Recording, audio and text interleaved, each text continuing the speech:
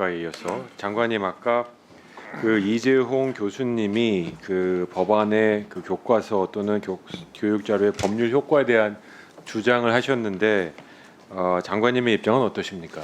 예, 그 법률적인 그 내용에 대해서 우리 차관님이 좀 정리해서 네, 좀 간단하게 설명해 주십시오. 네, 저희가 지금까지 검토한 바에 의하면 교과서 법정주의에 의해서 교과서의 제도가 법률로 상향 조정되는 것에 대해서는 저희도 같은 의견입니다. 다만 이제 상향 조정하는 과정에서 기존의 시행령으로 운영이 되던 제도 중에서 상당히 다른 방식의 그 규율을 한 것이 저희로서는 현재 진행되고 있는 정책의 혼란과 또 그렇게 됐을 경우의 부작용으로서의 교육 기회 균등을 보장할 수 있는 그런 체계를 흔든다는 그런 점에서 저희가 문제의식을 가지고 있습니다. 그러니까는 그 지금 통과되었지만 거부권을 제2요구권을 행사할 계획을 하고 계신 그 법안이 뭐 존재하지 않아도 AIDT 제도 도입에 혼란이 초래하지는 않는다 이런 입장이신 거죠? 네, 현재까지 서책부터 시작해서 그 다음에 이제 디지털 교과서 나아가서 AIDT까지가 시행령에서 규정하고 있는 교과서라고 저는 보고 있습니다.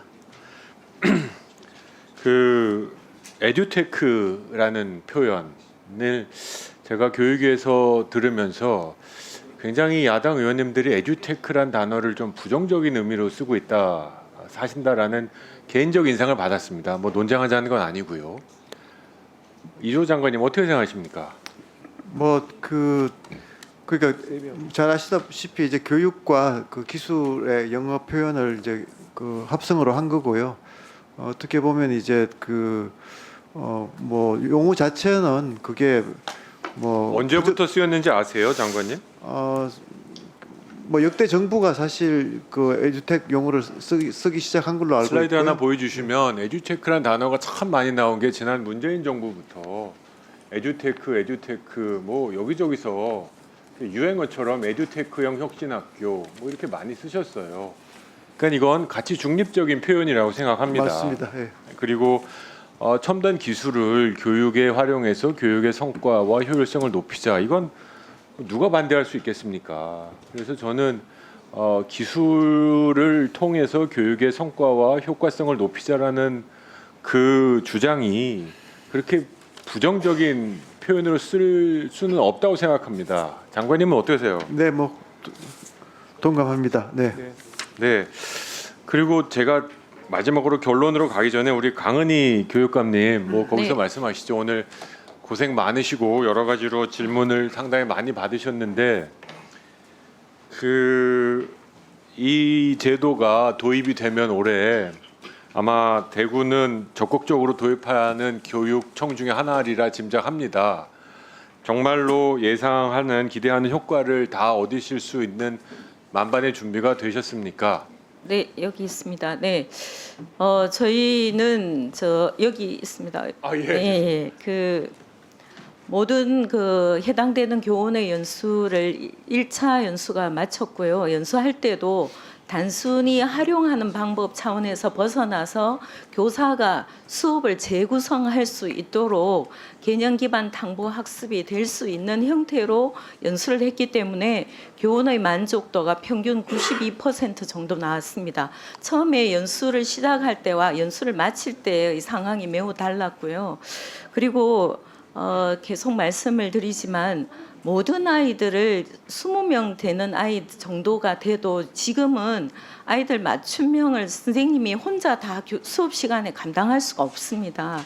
그래서 AI 교과서를 잘 활용한다면 수업 시간에 그거를 잘 구성해서 할 수가 있고 교사가 아이들을 터치하는 게 노터치를 하는 게 아니라 더 깊게 터치해서 아이들에 맞는 상황을 수업 안에서도 제공해 줄 수 있는 장점이 매우 크다고 봅니다. 네, 알겠습니다. 다른 교육관님들도 고민을 하시리라 짐작합니다만 아마 이 선택이 여러분들이 담당하는 교육청에 학생들의 교육 성과에 큰 영향을 미칠 것입니다. 저는 담대히 도전해 주시기를 기대하고요. 강미 교육감님 나오지 않으셔도 되는데 아까 그 협의회 뭐 입장문 막 내는 거에 대해서 여러 공방이 있었는데 제대로 답변할 시간을 못 드렸는데 행정가이자 교육가로서 한마디 마지막으로 하시죠. 네. 사실 이제 교육부의 AI 디지털 교과서 도입에서 23년 5월에 시도교육감 협의회에서 전임 회장께서 MOU를 하셨고 그때는 지금 계신 모든 교육감님들이 특별한 반대가 없었습니다. 교육부는 그거를 또 근거로 해서 이 AI 디지털 교과서를 추진했고 또 전임 회장님이 그렇게 하셨기 때문에 후임 회장으로서도 그 부분을 존중하고 또 이미 그렇게 진행되고 있는 사실에 대해서도 시도교육청이 충분히 인지하고 있었습니다. 다만 이제 작년에 교과서가 연수가 시작이 되면서 각 시도 교육청별로 연수하고 인프라 구축 그리고 교과서 비용 등등에 대한 애로 사항이 또 조금 구체화되면서 시도 교육감님들의 의견을 여러 차례 수렴을 했었습니다. 그리고 마지막에 회의가 된 10월 간담회에서 교육감님들의 여러 가지 사항을 충분히 교육부에 전달을 했고 다만 거기에서도 교과서 지휘를 하지 않아야 된다 이런 형태의 의견은 거의 없었습니다. 제가 기억하기로는요. 그래서 애로사항과 문제를 해결하는 게 더 집중이 되었기 때문에 그리고 상당히 진행이 되었고 그래서 지금 마지막 타이밍에 이게 법이 이제 개정이 되는 거는 교육 현장이 매우 혼란이 되고 또 시도 교육감님들마다 의견 표명하시는 게 여러 상황에서 조금 애로사항도 있었던 부분을 제가 감안했기 때문에 오늘 이 자리에서 어느 교육청 어떻게 했다 이렇게 말씀드리는 것은 적절하지 않고 제가 다만 여러 교육감님들의 충분한 뜻을 다 수렴하거나 그렇게 해서 충분하게 대변했다 이렇게 보기 어려운 측면은 있습니다. 하지만 전체 가는 방향에 대해서 경남교육감님께서도 말씀하셨지만 이렇게 선택을 좀 할 수 있게 되면 현장에서 도입하는데 어려움이 많이 해소된다. 이 부분도 충분히 저는 감안하고 시도교육청이 원활하게 작동될 수 있도록 하는데 더 많은 방점을 뒀습니다. 충분하게 수렴하지 짧게 못한 말씀해 부분은 주시죠. 저희 불찰입니다. 예, 저는 제 마무리를 우리 그 김문수 의원님의 말씀으로 시작하고 싶습니다. 제가 뭐 여러 이유로 이석을 몇 번 했습니다만 제가 기억하기로 야당 의원님 중에 어떤 분도 AI 기술을 활용한 에듀텍 디지털 교과서 도입에 자체 반대하시는 분은 없었던 것 같습니다. 결국 문제는 추진하는 속도 또는 추진하는 방식에 대한 질타가 있으셨던 것 같습니다. 그리고 또 말씀하시는데 왜 이렇게 한 발자국도 양보하지 않냐라고 했는데 굉장히 중요한 질문입니다. 장관님 마지막 발언 조금 하기 전에 이 처음 AI 디지털 교과서를 도입하실 때의 계획과 지금 계획 중에 뭐가 좀 바뀌었고 뭐가 좀 변경됐습니까? 국회와의 논의를 통해서 예, 뭐 내용이나 속도나 이런 면에서 일단 뭐 속도 면에서는 저희가 지난번에 이제 로드맵 발표할 때 뭐 국회 요구와 또 교육감 협의회 요구에 응해서 국어 과목은 도입하지 않는 걸로 하고 사회과와 과학과는 1년을 더 늦추어서 하는 걸로 했습니다. 원래는 다만 몇 이제- 과목인데 몇 과목이 된 겁니까? 네. 원래는 몇 과목인데 몇 과목이 된 그러니까 겁니까? 워낙은 이제 저희가 이제 원래 도입하는 이제 영어, 수학, 정보 교과 세 과목 플러스 사회, 과학, 국어까지 해서 내년에 바로 또 6과목이 되는 체제인데 내년에는 그냥 세 과목으로 계속 가고 후내년에 이제 사회과학을 도입하고 국어는 도입하지 않는 그런 이제 큰 변화를 했고요.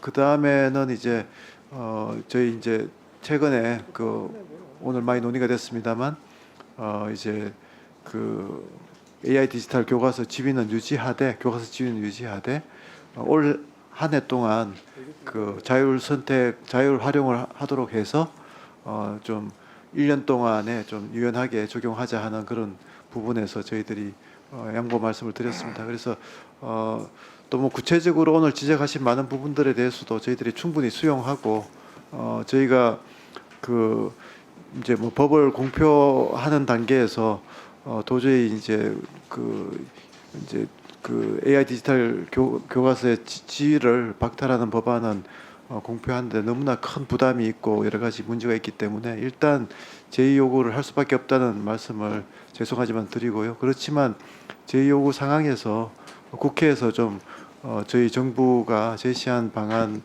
또 그 뭐 추가적으로 더 뭐 논의를 하셔가지고 타협안이 나온다면 그러면 교육 현장으로서는 큰 좋은 뉴스가 되지 않을까. 지금 뭐 여러 가지로 불안해들 하시고 또 어떤 면에서는 또 갈등이 좀 고조되고 있습니다. 그래서 뭐 저희가 오늘 그 하루 종일 그 의원님들 말씀 들으면서 교육부 좀 진작 좀 더 좀 그 야당 의원님들 특히 좀 더 좀 열린 마음으로 또 겸허하게 좀 다가섰어야 되는데 하는 반성을 많이 했습니다. 그래서 이번에 뭐 그 청문회를 계기로 여야 의원님들께서 좀 협의를 잘 해주시면 정부가 적극적으로 협력하고 함께하겠다는 말씀드리겠습니다.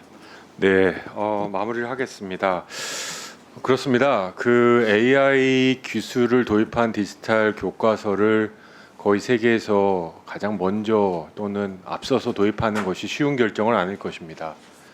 여러 가지 고려할 것이 많고 준비할 것도 많습니다. 하지만 다들 동의하셨기 때문에 말씀드리지만 그 자체가 잘못된 방향은 아니지 않습니까? AI 디지털 교과서 자체를 반대하시는 의원님은 없었다고 저는 확신합니다. 김문수 의원님 말씀하신 것처럼 양보하지 않았냐, 왜 하나도 양보 안 했냐라는 말씀도 이조 장관의 얘기를 들어보면 오늘 그 공청회에서 어떤 분도 과목이 잘못됐다라는 분은 없으셨습니다. 뭐 수학 하나가 있었는지 모르겠습니다만 8과목에서 3과목으로 줄이고 그 도입하는 시점도 1년 현실적으로 늦춘 겁니다. 저는 이렇게 어려운 개혁을 뚫고 나가는 챔피언으로서 상당한 유연성을 보여주시고 있다고 저는 생각해요. 또 그 과정에서 여러 가지 구설수라고는 하면 구설수겠죠. 뭐 증인 채택에 가족 배우자 또는 자녀까지 지금 들어오자라는 주장까지도 있었으니까요.